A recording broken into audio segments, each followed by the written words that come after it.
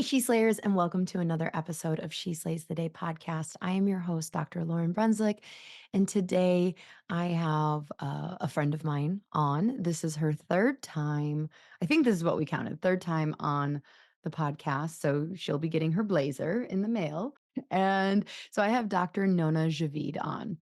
And Nona, I mean, I think you're going to really, if you've listened to Nona or followed her much in the past, she's really pivoted her audience and message over the last year or two. In her words, it's a lot more spiritual. And so today, because it's kind of so funny. So right before we're about to record, I'm like, no, no, what are we talking about? Because she's one of those speakers that she's going to deliver. She reached out and said, like, hey, I would love to have a conversation on the podcast. I'm more spiritual this year. And I'm like, hell yeah, yeah, girl, you can come on. And that was the extent of it. So then, like, I'm about to press record, and I'm like, okay, you got to give me something more to go on than I'm more spiritual now. And so I don't even remember what I had kind of gone like, "Oh, yeah, okay, yeah, we'll talk about that." No, I don't know what we were gonna talk about. Like, literally, I start this episode with like, "So are you optimistic about this new year?" And the entire conversation went from there. So this is gonna be part therapy. If you are not a high achiever, I don't know, maybe you'll resonate with me, maybe you won't. I don't know, but like good it's a very, very good episode. So let's see, what kind of updates do I have for you? Just got back from the Remarkable Practice team immersion. So once a year, they have a training that's focused on team. They do another one that's like retention and conversion, another one that's like marketing, maybe, and then like another one that's a different thing. Can you tell I am not a paid rep for TRP because a paid rep would know what the heck to promote. But anyways, so I went because we don't have a ton of team focused events in chiropractic right now that are worth, man, if you're watching on YouTube, you're seeing me really struggle with an eyelash in my eye right now. And I'm just look like a cyclops, like holding one eye open, trying to get my other eye to work. Oh, okay. Anyway, don't worry about us. I'm back. I'm back. So there's not a lot of events that are going to be worth the thousands of dollars to haul your team across. And so this is the second time I've gone to a TRP event, and they're good. They're really good. They're really, really good. So came away with a lot of information. We're in the process of hiring right now. And so we had some weird shit go down in 2022 and 2023. Basically 2022, beginning of 2023, we started getting smarter about our profitability and overhead and realizing that we had kind of painted ourselves into a corner as far as being overstaffed. I mean, not overstaffed if we were seeing more. And then also, in order to see more, though, our prices were so freaking low. Like, uh, I think we all can understand, or most of us can understand, how easy this is to get there. It's like this race to the bottom of pricing. And then you have all these patients. So then you need all this support staff, but then you're not making a ton of money because you're offering. So we've gotten into this situation in 2022. And there's like the quick way out. And then that involves firing people and like just jacking up your prices heartlessly. No, not heartlessly. But like really raising them to air quotes what they should be. And I don't know what should be for you. Anyways, I knew they should be higher for me. So, and then there's the long, painful route of just floating your extra employees and hoping that you can make changes without actually negatively impacting your patients or your employees. So I took the painful route. So 2022 and 2023 were fun. Not our most profitable years, but right now we are completely understaffed. Like we need to hire a doc and a CA. Oh, there's my pitch. If you actually, we might have a doc coming. I don't know if she listens to the podcast. I actually don't think she does because Northwestern hates me and none of their students like Like, no, I don't think they don't like me. I just don't think they really listen. They just don't, I don't know. Anyways, I'm much more popular in other circles of schools. What were we talking about? Oh, I need to hire a CA. So, oh, TRP. Yep, yep, yep. Don't worry. We're on the same train of thought. So I know we need to hire. And I had been considering this candidate. Like, she was good. She liked chiropractic. She was nice. She was hands. And at the event this past weekend, they really talked about having like A plus, like A level employees and like what that is. And I had realized like that I'm not going to accuse, because no, I don't think anybody's a B player all the time. I don't think anyone's a C player all the time. I think people have moments of A and B and C. But ultimately, I had hired and onboarded people to fill one specific role. Okay. Instead of a bigger, heavier role that's going to require, a bigger pay grade. And so then when you hire, like, oh, they'll be really good with kids and they're nice and they can answer the phone. Then you find yourself needing to hire someone who's really good with numbers. And then you need to find yourself someone who's really good with this. And so it's kind of how I had gotten overstaffed is like hiring people based on their potential, and that they had one or two really good things I needed. And at the training, Stephen Franson, who's been on the podcast, they have so the Remarkable CEO podcast, like they drop a ton of juice on there too. So if you haven't been to any of their, like, go check out their podcast because they just drop like so much information. I don't know. I shouldn't say this. Like, they're not a company that gatekeeps. So, like, you go to their event and they give you everything. You go to their podcast, they give you everything. So, you don't have to coach with them, but like maybe you should if you wanted to. But so he's talking about how there's basically this equation for how many employees you should have in order to keep your profitability in check. And I don't know if they care if I share it, but like I'm going to right now. It's probably on their podcast.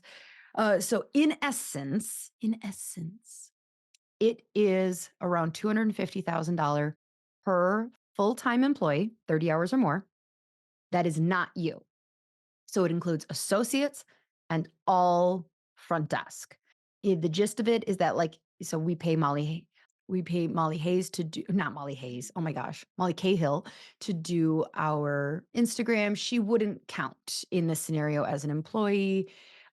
These are, employees. And so 250,000 per. So for instance, in order to keep your profitability in check, $1 million clinic should have you, the clinic owner, if you're the clinic owner, and 4 full-time employees. Now, if you have an OVA over 45 or $50, you're like, "Yeah, Lauren, that's no big deal." But if you're an all cash pediatric family chiro, I don't know, who maybe works in a really rural, low income community, who looks at the idea of having an OVA of 45 or 50 as like aspirational, let's just say that. You're like, that doesn't seem like enough employees to handle the amount of patients I would need to get to that point. So, anyways, it really just it was the icing on the 2 years of realizing we were overstaffed. How do we do this? Like, what do we do? And so I don't know, hopefully that equation helps you a little bit, hopefully. And then it might be kind of an oh shit moment for you because I realized that, like, okay, we have room for one more employee. And so this employee, like, I don't have room for 2 on my payroll to be paying for 2 more full-time CAs. So therefore, all of a sudden, the quality of the CA that I am hiring just elevated. And then it made me realize when I did that, like, oh shit, there was room for me to elevate my expectations and standards. And so it really kind of got me thinking, like, that I had done some desperate hires. And like, this isn't these people that I've hired were not bad. They were fantastic humans, but I just didn't put either enough expectations on them and onboard them appropriately, or just like didn't hire the right skill set. So I don't know who needed to hear that today. You're welcome. All right. So today, Today we have Dr. Nona Djavid, and she's helped thousands of entrepreneurs create quantum leaps in their life and business. In her groundbreaking book, eLIVate Your Life Forward by Michael Beckwith. What? Oh, elevate. Hold on, people. Like, could I just learn to read a damn bio? Or, like, maybe if I did any pre work, this would actually work. Okay, hold on. This is me rewinding. In her groundbreaking book, Elevate Your Life, with the foreword by Michael Beckwith, she breaks down personal transformation into 7 pillars, and she uses these pillars to transform businesses. She has also founded eLIVate Club, where she simplifies the intricacies of quantum physics, like you do, and universal laws, transforming them into practical lessons, simple rituals, and everyday tips for ease and flow. She has been featured in Forbes, Huffington Post, Modern Mom, and featured on many media outlets. She speaks on numerous stages around the world and currently lives between Italy and California with her 2 boys. Um, she's wonderful. I think you're really going to love this episode. Like, definitely one of my favorites in a long time. So let's take a breath, relax your jaw. Dear God, thank you so much for people who continue to shed layers of their ego and show up in an authentic and vulnerable way. Help us in our own journey of transformation and self growth. Be reminded that it's not just about our self growth and that the growth should be for the benefit of humanity. I think it's really common, especially myself, like included in this, to get so into the therapy world of like, this is my quirks and this is why I do this and I want to be it. And it's all to get rid of the pain that I'm feeling. Um, but that shouldn't be the ultimate goal of self work. Self works is so we can show up every day as a better human for humanity. So just continue to let open hearts receive the message today. Let this conversation be a conduit to so many people of what they need to hear. Let it just speak into their hearts and help them feel motivated to take action after listening, whether it's ordering a book, signing up for a class, having a hard conversation with someone, starting journaling, whatever it is, help them just not only listen today, but to get the motivation to take action. In your name we pray. Amen. Okay, without further ado, here's my conversation with Dr. Nona Javid. And one more little thing.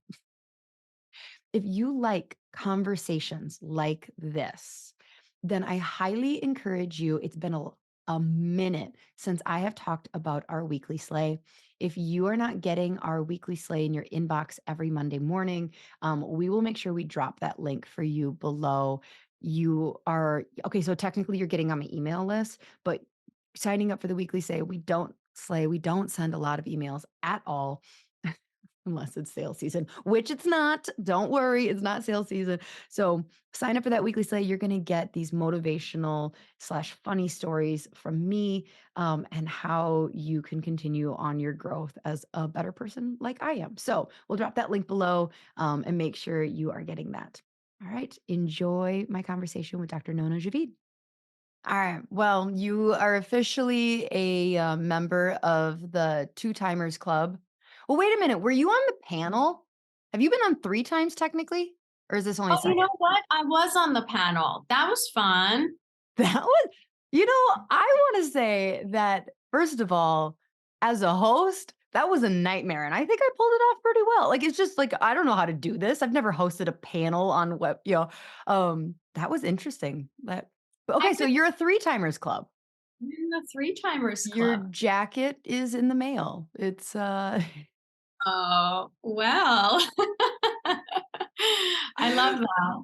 But I will also tell you that from a participant in the panel, you did an incredible job. I don't even remember. It was 2020. It was 4 almost 4 years ago. Well, Like, yeah, stop. I don't wanna know. so many things have changed. I find it Are you optimistic about this year? Yeah, but, I was optimistic in the middle of the pandemic, so Are I you an feel optimist? it happened to be. Yeah, I would say so. Yeah. I don't think I'm cynical. I Okay, think I'm a pragmatist. I've okay. learned that fancy word that means that I take the data and I make a realistic conclusion of what to expect. Yeah, Oh. I don't think realistic. I'm like, this is gonna be like incredible. Like, Mm. if I can find a numerology and astrological something on Mhm. Google that tells me 2024 is going to be great. I'm like, it's going to be grand. So you hold on to the magic. I hold on to the magic. I will kill for the magic. Oh, somebody just gave me a book. One of my employees reads a lot. She's like one of those people who's doing 75 hard and like reading nonfiction. And I'm like, I'm really proud of you. Good job. You're doing great. But she was telling me about this nonfiction book that she's reading called Wonder. And it's written by, have you heard of it? No, I haven't. So I haven't cracked it open yet because I have like 15 romance fantasy novels I have to read first. Yeah. And I'll get to it. No, but she was describing it. So it's a book written by a magician and Oh, like kind of magician turned inspirational speaker. And he talks about how like we as adults lose like the wonder and magic of life and how it's really important to get back. And so I was like, "Oh, that actually sounds like a of all the alpha energy books in self-help world right now, like this one sounds like one that I could read. I might do it, but yeah, I need some wonder in my life."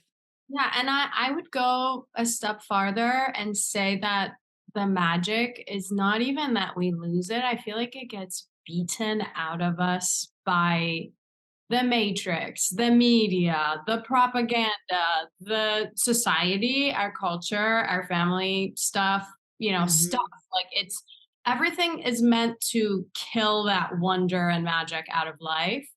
And I also associated with like life force, like that, because that's the magic of it, right? Like, look at how the world is made, every cell in your body, like your nervous system, your brain, the animals, nature, planets, all the things. Like, there is something way bigger, and you people lose touch with that big thing, whatever you may call it, God, Mhm. whatever, universe. And it's everything is designed in some way. That's the cynical part of me coming out, but designed in some way to beat it out of you. Mhm. I think when I look at like, well, what would be my concern of like just being like, what if it turns out amazing? Like not even talking about like let's take it not 2024, but like let's put it on a micro scale of like Kirby and I are going to on a date night. Mhm. Like, what if I'm like if I go into it and it's like, it's gonna be the best date night. I think I worry that my expectations when it's not the best and like the most magical, great connection, then all of a sudden I turn grumpy. And so it's like my brain, and there's an alternate here. So like one, I want to guard myself against being disappointed internally, because then I go grumpy of like, this isn't what I was hoping and expecting for. The other thing is more public facing things. I think I'm afraid to be embarrassed of looking stupid. And I think that like that we learn as a kid even earlier of like, you can't you can't do that job. Like you don't even like math. You don't, and or like whatever it is where you're just like, oh, now I feel stupid because I said, told everyone it was going to be great. And I'm an idiot.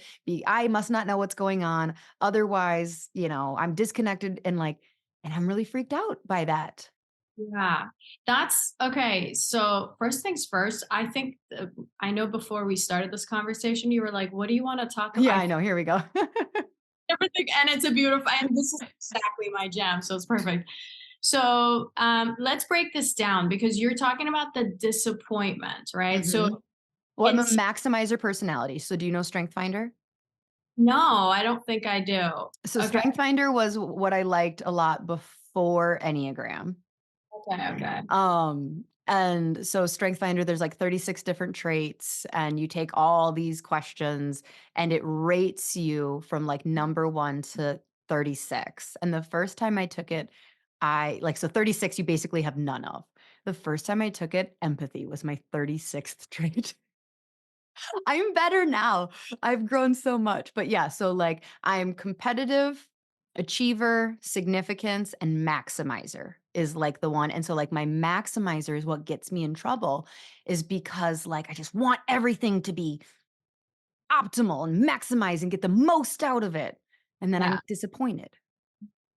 Okay, so let's just break that one example that you gave Okay. because you're like, yes, I do want the best date ever, but I also don't want to. Basically, I'm going to lower my expectations, if I may say Yes. that. Yes. No, exactly.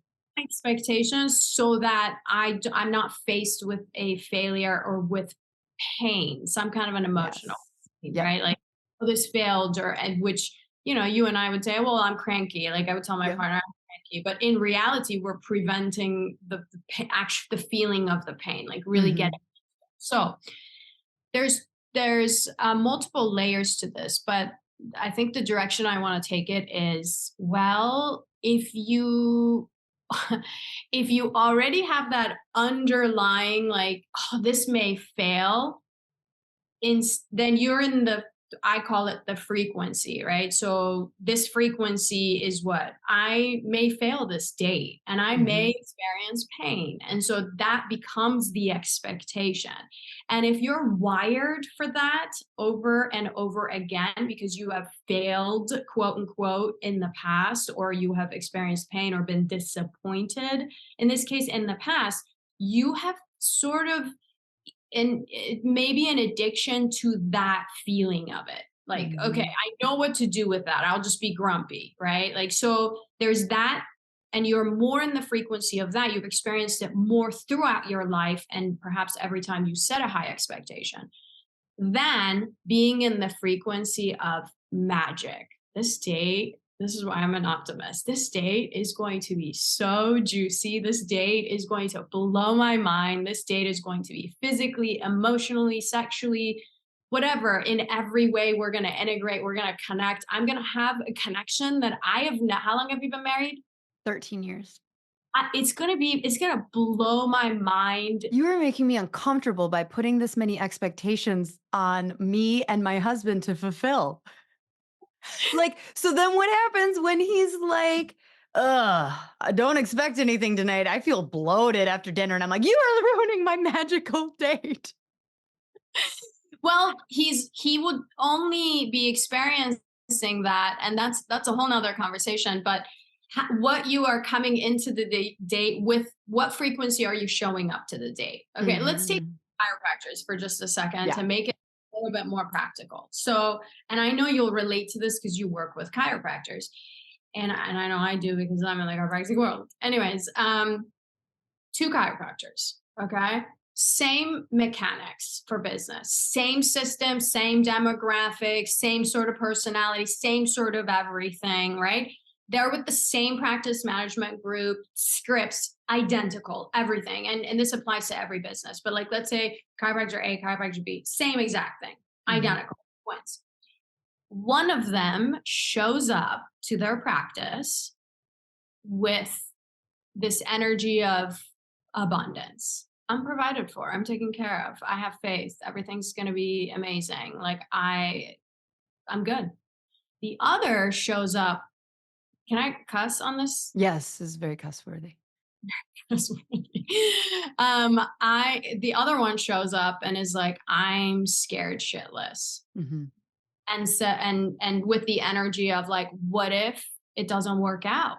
What if it's this person doesn't sign up? What if I don't succeed? What if, and this is two extremes. I get it. We're humans Right. and we're from day to day, it will change. But if I were to ask you which one of these chiropractors most likely to succeed, you Right. would without a doubt say this other Yes. one. So why would that not apply to the date? Now, Mhm.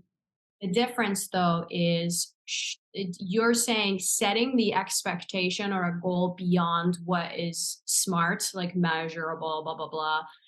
my approach is more showing up in the energy of it's already magical. Mm. Oh, look at the way he's eating his like, So look. it's you're not living in the future. You're living in the like the magic is now. Like, and I think that's a really important aspect because what my brain was going through it of like I'm always thinking to the future. And so okay, so I don't want to say I do lower the expectation. I don't go in grumpy, but I go in like so this is again not cynical, pragmatist where I'm just like, "All right, listen, it could suck and then I'm not going to get grumpy because I expected it to suck or it could be great and that's great and that would be beyond my expectations and I'll be happy." And I'm kinda like in my head, the reason I do that is because I'm avoiding potential future pain if it's not great.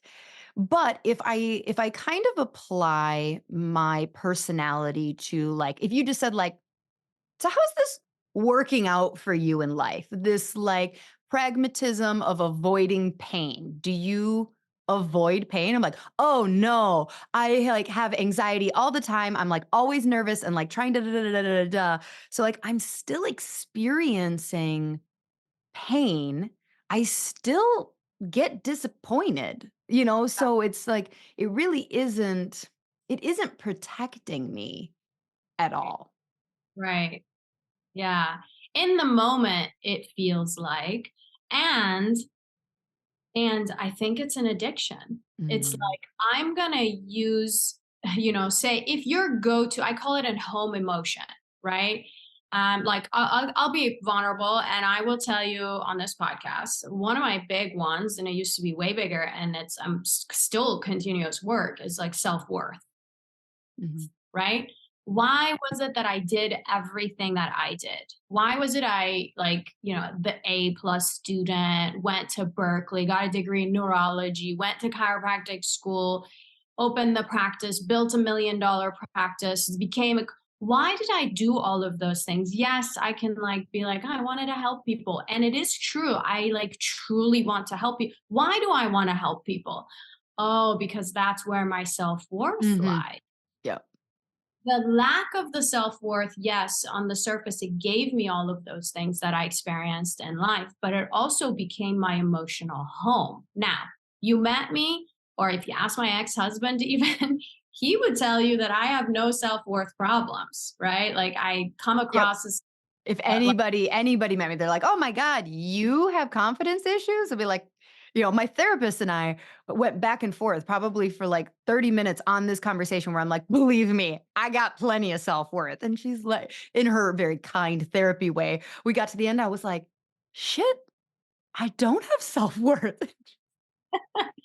yeah, so if that is something that's an addiction or it's an emotional home, it's just something I'm used to. Now, watch this. I'm going to use every situation that happens in my life, if I can, to prove something that my body somatically, neurologically thinks, believes with every cell that is true, which is the unworthiness. So I would look at the dates, or I would look at the way my business is. It didn't matter how the date went. It didn't matter what my business looked like. There was always like this level of dissatisfaction, or like not good enough. Like it just wasn't good enough, right? And so So the like not good enough slash lack of content, like I feel like I resonate with that more, like, it's the self-worthy, like, it's hard, like, I just haven't, like, unlocked that level in my brain to understand truly what, like, someone who doesn't have self-worth, like, because 'cause I'm like, "No, I think I'm worthy." So is it that I don't think I'm worthy of having X, Y, or Z? Like, that's what I I'm unworthy of magic. Now, I'm not saying that's the case for you, but Oh, I no. will say for me to go from, oh, I'm just this sad, like it's so much easier to claim and say, for me, I was Mhm, like, I'd be the first person to tell you before any inner work or any therapy to tell you that I'm just dissatisfied. Like I want more and I want more out of life, and like put a positive spin on it and spiritually mhm. and be like this, this toxic positivity. And And to go from that and then to say, you know what, this is an unworthy issue. Like that's a big, and the word itself sounds kind of dirty too. Like Mhm. I'm saying I'm unworthy or I have a worth issue. But for me, it happened to be true. It happened to be like the underlying place. Like I would show up. I got offered this really amazing like investment opportunity. They were basically like, I manifested that thing out of no, well, not out of nowhere, literally in meditation. And these guys, they own a gym, a series of gyms in Orange County. They came to me and they go, "We want to offer you own out of nowhere." Like I worked out with these guys a couple of times, like 10 years ago. They messaged me, they go, "We want to offer you ownership and we want you to just consult us on like literally we'll just give you part of the profit and part of the new company if you help us like bring in wellness aspects and get integrated with everything else." And I would get on these meetings with these guys and I would feel like this low level anxiety. Like, what if this doesn't go well? What if, like, what am I going to say? Like, there were all these other things that were underneath that were on the surface that I was feeling on this business call. I'm not good enough. But when I explored more what the feeling was. Like on the surface, I would tell you, I'm nervous. I'm having a big meeting with these three dudes Mhm. built a massive business, or they're about to give me like I don't know, maybe I don't know what I'm doing, right? But if I go deeper and if I sit with those emotions a little bit longer, I got to, okay, I don't feel I'm worthy of this opportunity, Mhm. right? And Mhm. that's a big shift. Like that's a big claim too. But when you do claim it, the beautiful thing about if it happens to resonate with anybody who's listening, right? And I don't push on, or this is just my journey. But if you pick what your emotional home is and you figure out what it is, not just on the surface, but a couple layers deeper, then you can recognize it in every place it shows up. I started recognizing it in the way I was as a mom. I started recognizing it in the way I was as a coach, as a business person, as an investor, like in every single, as a wife at the time. I started to recognize all of it in every area of my life on the daily basis, in sending an email, on a Zoom call. Mhm. Once I had awareness around it, then I go, oh, if this is my emotional home, this is where my addiction is. And everything that's happening, I'm either using it to validate or I'm attracting more of it into my life. Well, you're Well, using I'm it to validate either narrative. Like, you're using it to validate, like, "Okay, I am worthy. That ROF said yes. I am a good chiropractor." Or, like, "That ROF said no. I'm a bad chiropractor. You're right. You're not worthy." Like, it's, whichever lion you feed or wolf exactly. or beast or dog. Exactly. So now that I know that, now that I have awareness around it, now I go, oh, well, what do I want to experience instead? Uh-huh. I did this with the next meeting because I recognized it. Next meeting I had those guys, I go, I want to come across as magnetic. Like I own my shit, right? I Mhm. want to come across as magnetic and not even come across to these guys, but more like I want to embody magnetism. I want to embody like free. Like I don't need this. I want to feel that, like literally authentically feel it, not just like fake it in front of these Mhm. people. So then I practiced what it felt like to be free and magnetic and How'd you just practice? I came up with scenarios in my brain of all the previous experiences that I have had where I felt magnetic. And they were Okay. in different scenarios. They were not necessarily in business. Maybe it was in a relationship. Maybe it was on a date. Maybe it was like from childhood, magnetic, free, abundant. I already provided for, right? Before walking into that meeting, into the next meeting. And I tell you, the way that those people showed up to that meeting, it was as if they were completely different people. And Mm. I've done the same thing with my ex-husband. Like, as you can imagine, there's a lot of like tension, right? As you're Mhm. going through separation or whatever. And I don't wish it on anybody, but I remember showing up and being like, oh, I'm recognizing that I'm using him to prove this whole vicious circle. Mhm. And I go, well, how can I show up? And then, in some cases, I would literally meditate for like an hour and a half before I have a 10-minute meeting with him. Mm. I had to do, but I would tap into a completely different emotion and tap into, because we have access to all of it. And Mhm. I go, that's how I'm going to show up. And so as you repeat this process, you recognize and you repeat it with something different, a different emotion, you end up retraining your nervous system, your somatic, your entire body to operate differently. And then your experience in the external world becomes, it always is a mirror to what you believe, right? So then that starts to shift. Okay, so let's take an example that kind of will combine both of my like public humiliation and self disappointment. And like tell me how. Okay, so let's say I have 5 day 2 ROFs on my schedule for the afternoon. And I am like, all right, so like normal me, well, I have like a 90 some percent conversion. So like normal me doesn't, I would just show up and be like, all right, what's this person presenting? Like, and I feel so day 2 is bad for me because like I'm very confident there.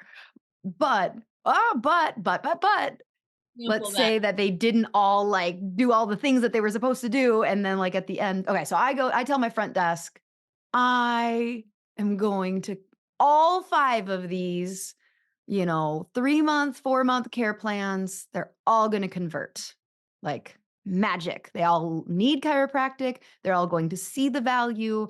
I am going to show up just like heart open to each of these 5 people. Tell them the truth, nothing more, nothing less. And they're going to say yes. And then let's say all 5 of them say no. So, end of the day, my front desk is like, how'd that work out for you? Like, what did you say to them? Like, what did you do that they all said no? So I'm inside going, so even though I have 13 years of confidence and certainty in communicating a day 2, all it took is this one afternoon, and I am like, "Have I lost my touch? Oh my god," like, da da da da da, and then I'm, like, looking to my front desk being super embarrassed, and so Okay. what okay, so unwrap this. Yeah. Although I wish you had used an example that you could actually relate to, I because know. if you have a 7% No, like date maybe, or but like we said, like, it does, it's interesting how all it takes is one bad afternoon or one, time period to really make me question something that I hold as a part of my identity. And maybe that's part of the problem is that I shouldn't be holding that as part of my identity at all. okay. Like, Yes. Lauren Brunswick is a good closer. Like that. So then anytime something happens where it doesn't happen, then it like makes me question my identity. Did you plan on this being my therapy session? I love it. Yeah, it's amazing. This is my jam. I love it. Let's not shit like, no, we need Lauren to be the best closer. We need you to keep that identity for now. Okay. But let's break this down. And you can apply it to any scenario. You can apply it to the date. You can apply it to you claiming something like this podcast is going to be 3 million subscribers. You might already be at 3 million. I don't know. But this Mhm. podcast might be like 3 million subscribers. And then like it doesn't by the end of the year. And then you're like, well, it didn't. We like landed on 1 million or something, right? Like so you can apply it to any area. But let's break it down. So when you say the outcome that you'd like to experience is that you close 5 out of 5 ROFs. Why do you want that? Because okay, and, like, obviously, we're gonna, like, skip past the, like, because everybody needs chiropractic care, like, or like, yeah, yeah, yeah, okay, that of course that. Because then that means that I am a good chiropractor who was able to communicate the worth of it. Okay, so it means you're a good chiropractor. Why do you want to feel like a good chiropractor? Because if I'm not a good chiropractor, I'm a bad chiropractor, Hmm. and nobody wants to be a bad anything Yeah, but why do you want to be a good one? because I don't wanna be a bad one. But why? What's the feeling you're going after? When you want to close 5 out of 5 and you want to be a good chiropractor because it makes you feel what? Like I won? Okay. Okay. So you want to win. I think so. And what does that feel like? Because winning, there's a couple of feelings that could go with it. I think it probably comes back to control. Like, I have like a lot of control issues. So I would say, like, if they said yes, they did what I wanted them to do. And Okay. then I don't have to deal with the frustration of like, I wanted them to say yes to this. So you also feel in control. Yeah. Okay. What else? I don't know. I think that's it. If you know, though, feel free to insert. You gotta come up with them. So okay, I want to be a good chiropractor. Yep. I close 5 out of 5, and the feelings that I'm going after are because I want to feel in control. Why do you want to feel in control? And you want to win. We got that too. Well, because nobody wants to be out of control. Why not? That sounds horrible. Well, it depends on What what. is that where the magic lives? In the uncontrolled? Yes, it does, doesn't it? Zone. Exactly. Ah, fuck. Oh, so my controlling because okay, so is what you're saying is that okay, so because like the universe is where the magic is.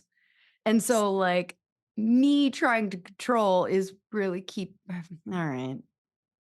Okay, I that took a different turn that I was controlling for it to go anyways, but Hmm. it's much more beautiful anyways because the recognition Where that were for you going? I was going with, okay, I want to feel like I'm doing something like for me, right? Why do I want to be successful? And I just kind of touched on this before too, but why do I want to create success? Because I want to, first of all, I want to look, because I think you told me I was a three, and Yeah. Yeah, that's you're a three wing too. how you look in public and on Yeah. Instagram, Yeah, right? we're vain as fuck. Yeah, exactly. So why do I want that? Well, because I want people to perceive me as successful. Well, why do Yes. to perceive me as successful? Because it makes me feel good. Why do I want to feel good? Because it makes me worthy. It makes me likable. Because if Mhm. they don't like me, then I'm not worthy to be liked, right? And so I could have godly amounts of success, and I would still have that if I didn't work on that inner self, right? If I have a control issue, I am going to avoid magic. It doesn't matter how much I can control, right? I mean, all that likable stuff is also a yes. So it's both. So I'm double. By my staff because they'll be like, "Oh my gosh, you're amazing. Like 5 out of 5 you closed, right?" I want to be Mhm. liked by my patients. I want to be liked by my community. I want my business to grow so that I'm liked more because I'm more successful and I got more numbers, number of patients, number of dollar amounts, whatever. So then I don't even know where we're going with this, but basically, if that's what I'm trying to oh, this is what I wanted to kind of make a micro distinction here.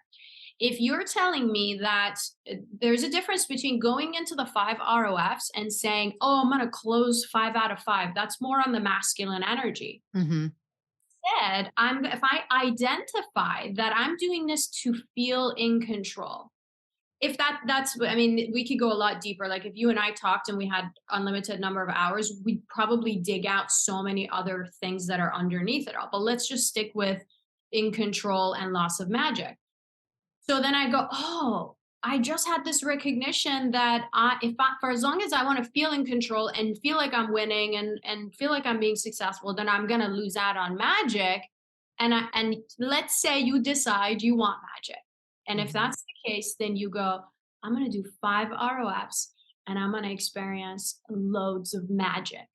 So you go into the ROFs, and then all of a sudden, someone is telling you, "Oh my gosh, like I can't believe that you went to this high school. Like we went to high school together." Like stuff like that, like a Mhm. synchronicity happens, or you feel sort of connected to these people in such a way. And that's that the outcome you're going for is not 5 out of 5. The outcome you're going for is massive self worth, is magnetism, Mhm. abundance, is I'm already taken care of. I have faith in what I'm about to experience in the next 5. I is going to be magic. So then if the 5 don't sign up, guess what you experienced? Absolute magic in the unknown, Mhm. I Yeah, don't know. so it's all what you're s it's not putting such an alpha energy outcome of, like, I dominated, I s I won, I beat them, I controlled, I did like, yeah, yeah, yeah, yeah. So it's putting the outcome more into because, like, when you put the outcome in something that's really out of your own control. Like, like when my husband would be like, "What can we control?" He apparently my emotions are the only thing that's controllable. And I'm like, actually, that's the thing that's the least controllable. So, like, okay, we can only control ourselves. So, like, for instance, we're going to Mexico. We're leaving in like 2 days. And we've done a lot of all inclusives. We go every year with our kids, and we have not returned to a single one. Like, we love them, but like, all inclusives, unless you're pumping out like 5 grand a day, like they each got their own thing. And so I'm like preparing for like, okay, I read in the reviews that all the pool chairs are completely reserved by 7 a.m. Okay, we're just gonna, like that sucks. Okay, I've read multiple reviews that people got sick of eating chicken and seafood. Don't eat the chicken. So I'm mentally preparing for like I'm setting the bar low, right? Because what I want, my outcome is I want this resort to be amazing. But what I've learned in the last 20 minutes is so instead of going, okay, well, the resort might suck and it's okay. We could still have fun as a family, great, put the outcome on something that's more in my control. I can't determine whether the food is going to be great, but I can determine or I can have more control over how present I am with my family, which will help establish like so I can say like the resort's going to be what it is, but I really hope this trip is magical and that we have connection with our kids and I'm present for my family and that seems just a lot like it just takes a weight off. It takes a huge weight off the vacation because it's like, "Oh, that is actually something I can control." All that other stuff I couldn't. Yeah, and what if you don't get the chair at 7 a.m., and what if the chicken is yucky and whatever, but what if because you couldn't get the chair and you end up sitting somewhere else and you connect with somebody who becomes your next best friend or your next guest Mhm. on the podcast or whatever? That's the unknown. That's Mhm.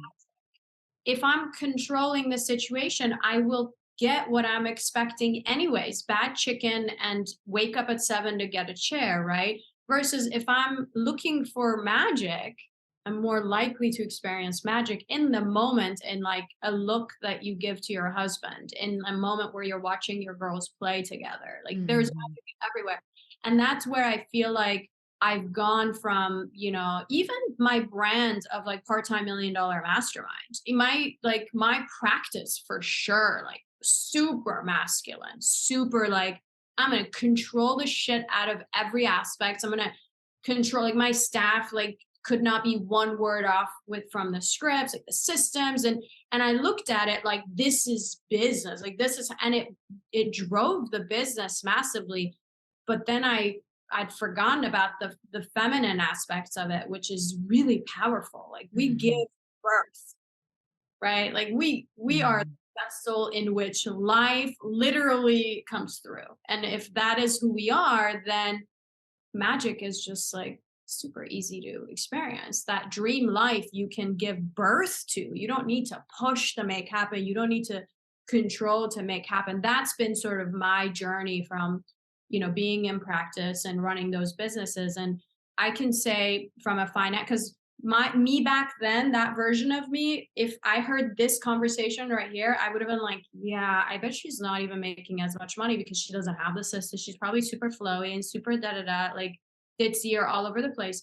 Except I've actually generated more. I've experienced more freedom, more magic, more connection, more of so much just juiciness in life by letting go of the control, by letting go of the things that don't really serve. Mhm. Do you think? Because how old are you? 45. Two. I 42, just okay. I knew you were in your 40s.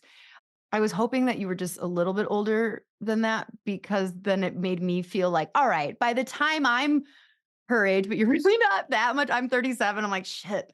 All right. I hope I get a lot of wisdom in the next 5 years. But anyway, so I look to chiropractic and chiropractors and I go, we have some major worthy self-worth issues. Like, I guarantee you, 9 out of 10 chiropractors listening to this therapy session of mine are going to go like, yes, yes, that is, so you brought up, I recently talked to this guy named Brian Paris, really cool chiropractor. He works for Genesis. Have you met him before? yeah. Okay, yeah, cool guy.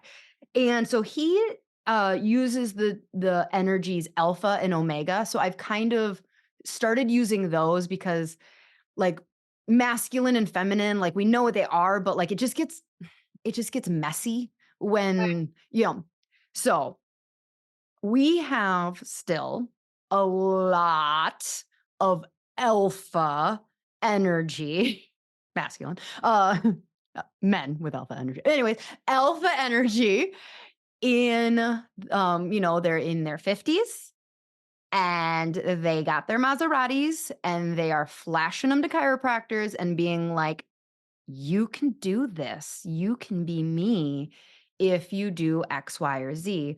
And like the thing is I don't want to like, I'm not trying to bash them at all because I think there's a lot of failing chiropractors who no longer are failing and like start stepping into abundance and confidence because of that coaching. But my question is like at some point, these guys, they're gonna retire. They're gonna like, all right, just go to Costa Rica and stop telling people all this toxic stuff. Do you think that when people like us start becoming the like 50 and 60-year-olds giving advice down, do you think that will be a part of healing this self-worth in chiropractic? Like conversations like this, and I don't mean like literally like, are you and I gonna fix chiropractic? But I mean like, do you think that like once that kind of retires and there's more space on stages and more just conversations like this of vulnerability, like, is that what's gonna help heal it? Lauren, I think we already are. I truly believe we already are. I've seen it because every time I've stepped on stage, I have made it a point to give a voice to burnout. Mhm. What does our profession take pride in? Be a chiropractor, the volume, the money, the Maserati, the Mhm. whatever. That's what we take pride in. Be a chiropractor forever. Your kids are gonna be a chiropractor. Like that's how you know you're a good chiropractor. Referring back Mhm. to Mhm. who wants to be a bad chiropractor. Who wants to be a bad one? I don't wanna be bad at anything. If I flip burgers, I'd be like, "But I'm the best burger flipper, right?" I control every bit of this burger. Succeeded in this job.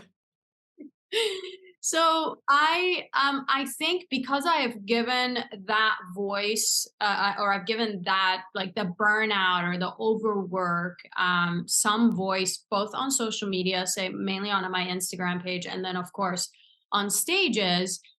Guess who comes up to me and talks to me? Like, I thought when I stepped into this, I thought female chiropractors would be like, yes, sign me up part time. I want to work less. I want to make more money. I want to be more in the flow. I want to experience more abundance, which it does happen. And I'm super grateful for that. Love women chiropractors and women entrepreneurs.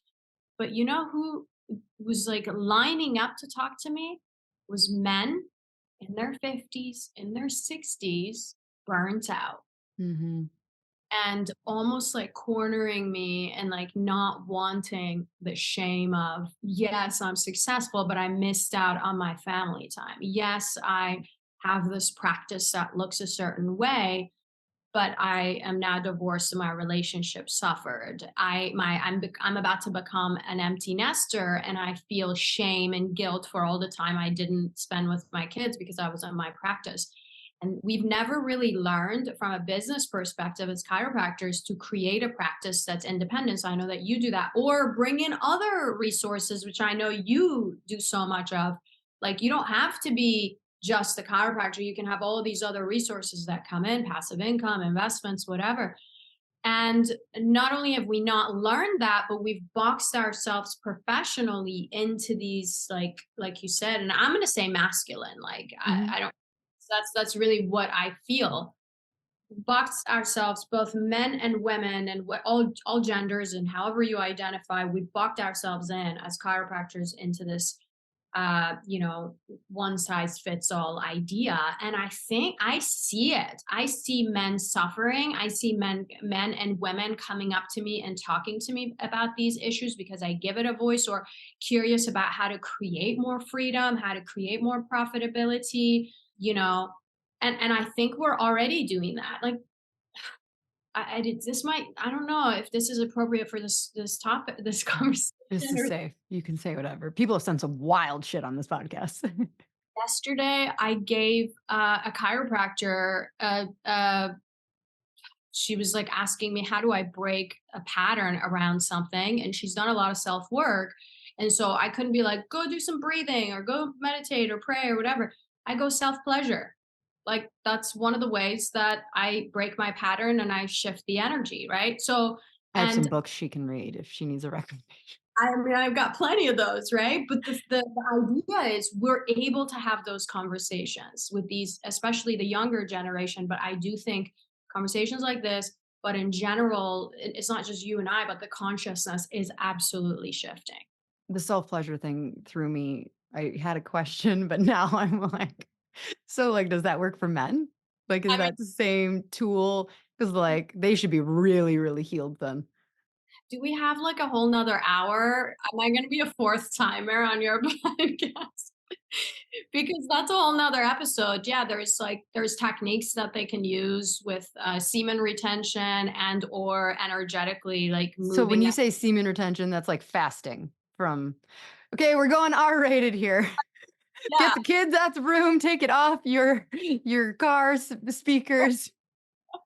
Semen retention, is that a fancy way of saying fasting from jerky? Okay, holding it, that's how we're I mean, I'm no expert in this area. This is just something that personally I've explored and like yeah. wanted to learn more about, because to me, you know, we talk about the life force, right? There's and this is like this is not to be confused with God or anything, but there is some kind of life force that's you know, universal intelligence that Mhm. flows through us, right? That's, I think that's a better language for us. But if you really think about it, the sexual energy is what creates, right? Like, ultimately, at its foundation, it's built to create. So if you start to think about the energetics of how the world works, is can you possibly, and this was a question I had years ago, is it, can you use sexual energy to heal? Can you use sexual energy? And I don't mean like, again, I don't want to get people confused with like healing sexual trauma. Like, it's not something I would even talk about. But Right. you use sexual energy to manifest things. Can you use sexual energy to shift your energy? Can you move it up in every energy center of your body?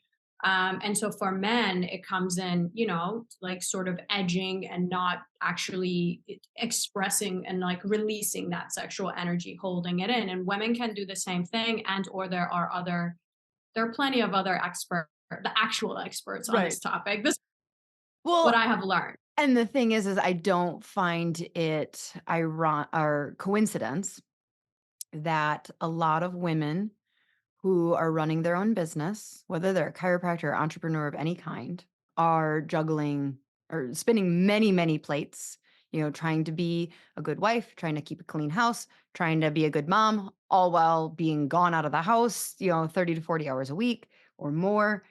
And they start to experience burnout and like they have no sex drive.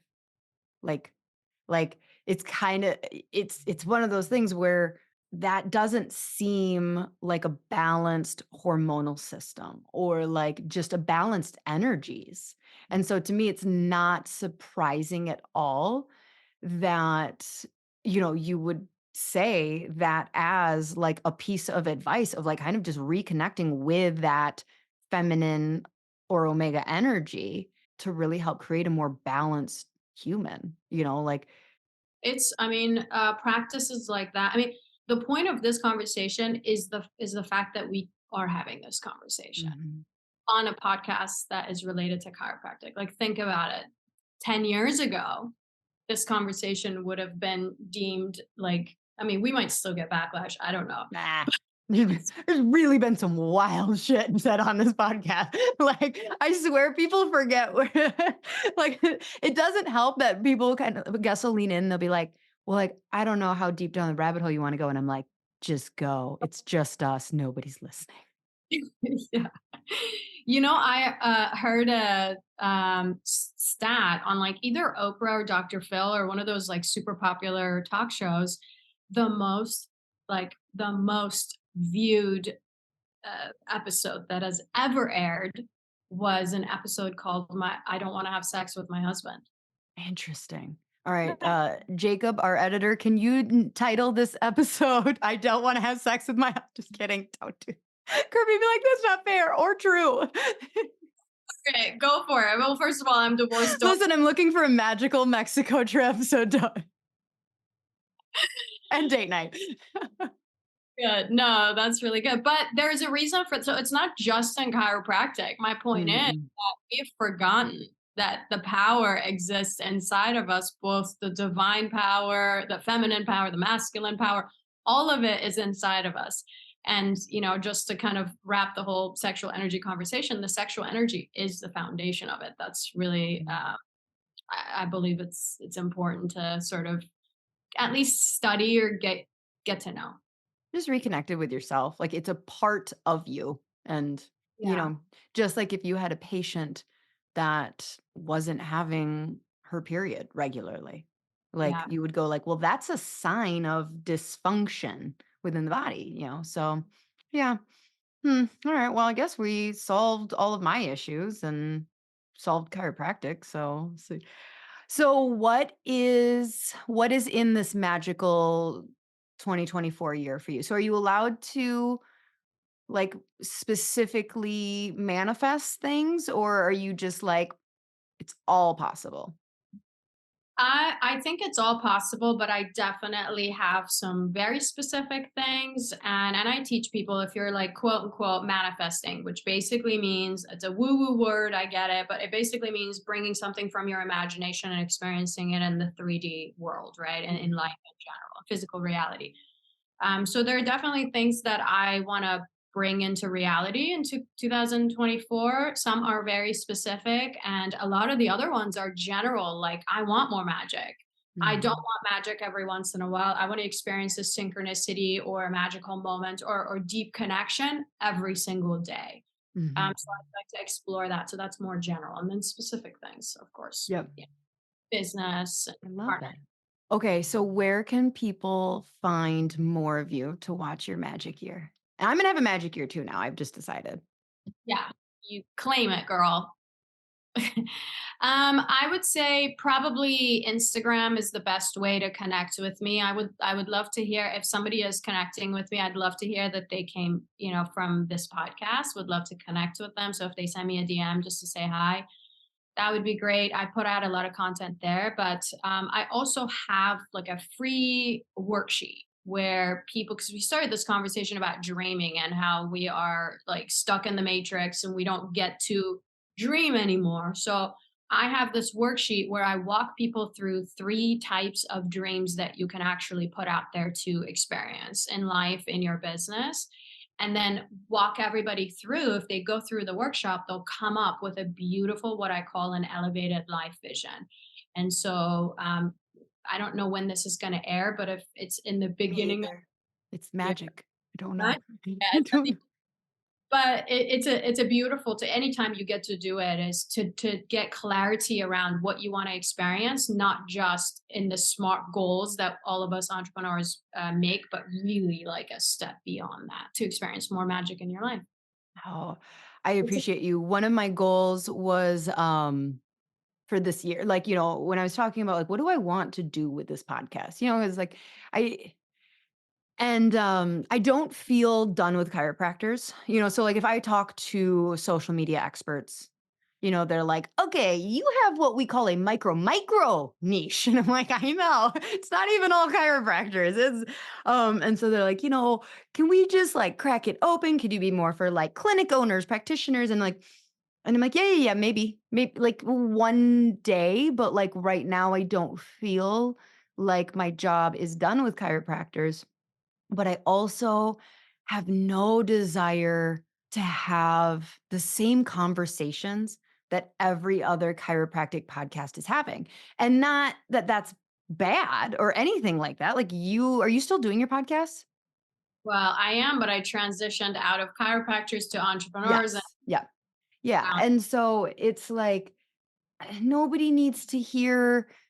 So like Tim Young, I wanna I'm, like, working with Jamal Brewster to have him come on and talk and stuff like that, and I don't know what he's gonna say, so this isn't about him, but, like, in general, those people, they've done a million podcasts, they've got their speaking points, they're prepared to answer certain questions, and they don't like to get into these new areas of, like, and so I'm just like, I just don't wanna have, I just wanna have really, really meaningful conversations with chiropractors and non-chiropractors, and I would say that this episode absolutely, like, hit that mark, so I appreciate you very much. Oh, well, thank you. Yeah, it was fun. We just chit chatted about life, and Mostly how broken I am, but that's fine. Yeah. now the expectation is fucking magic in wherever you're going. It Makes really is. What's gonna be funny is I will, like, tag on stories multiple times, like, "This is magical," but the episode won't have come out yet, and people have no idea. No idea, it'll just be our secret, so, just oh. whatever you do, don't disappoint me. Just make some magic happen. I'm just gonna lie. It's gonna be, like, raining 5 of the 6 or 7 days. I'm gonna be like, "Nona, it's still very magical. It is magic. This is great. Please don't be disappointed in me." Oh, love you so much, friend. Thank you so much. I hope that something this year brings us together because I would love nothing more than to be able to give you a big hug and just continue talking. So Absolutely. thank Love you. you for your time. Yeah, All thanks. right, She Slayers, we will have that link for you below. I definitely want to check out the three kind of dreams. I was like, okay, what are they? Talk to me about them. But you gotta sign up to get that for free. And until next week, She Slayers. Bye.